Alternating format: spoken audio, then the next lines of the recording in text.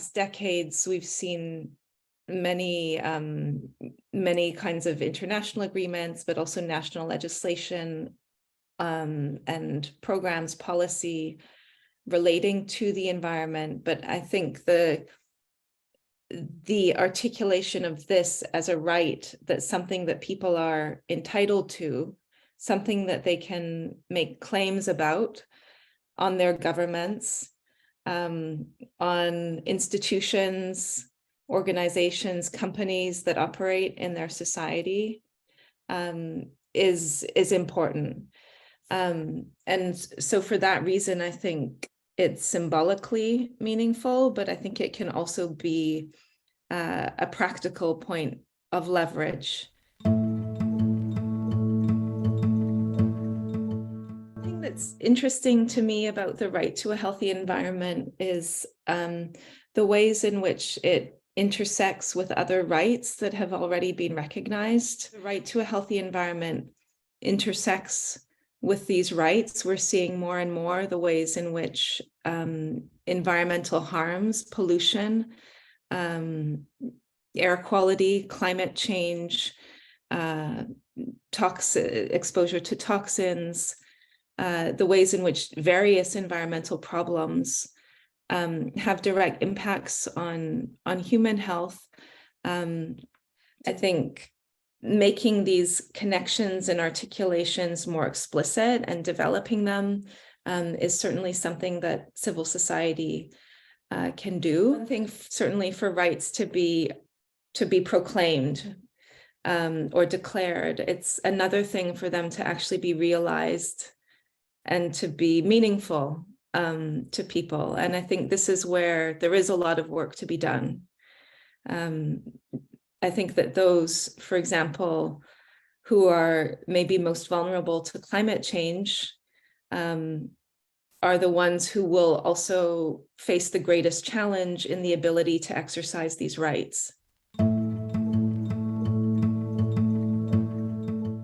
media has a difficult role. The media itself is diverse and has its own its agendas are various.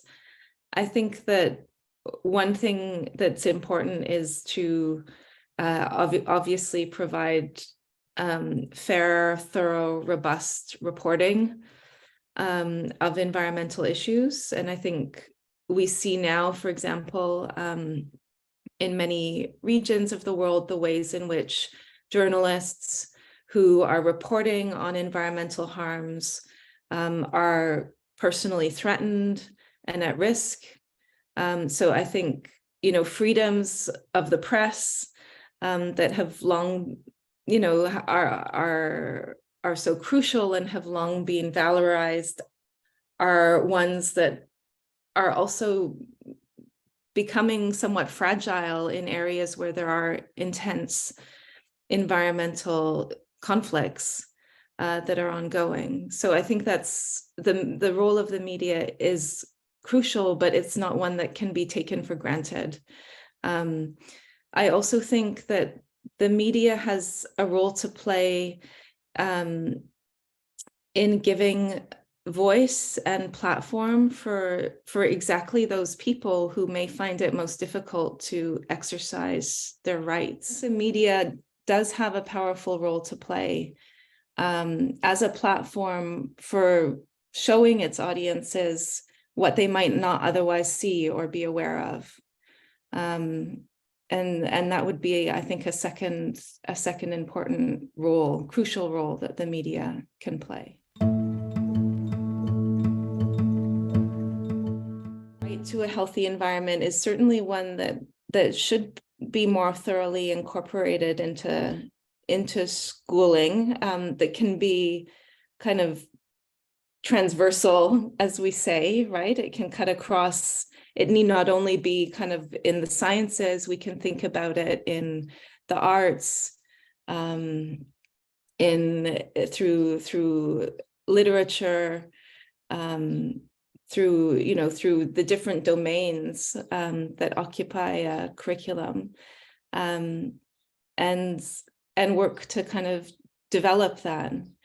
And I think, in terms of schooling, this is certainly about children understanding this as a right, but I think it's also about learning what it means to exercise that right, to have a responsibility vis-a-vis the environment, and to kind of put that into practice in terms of how one thinks about one's place in the world and the relations within it.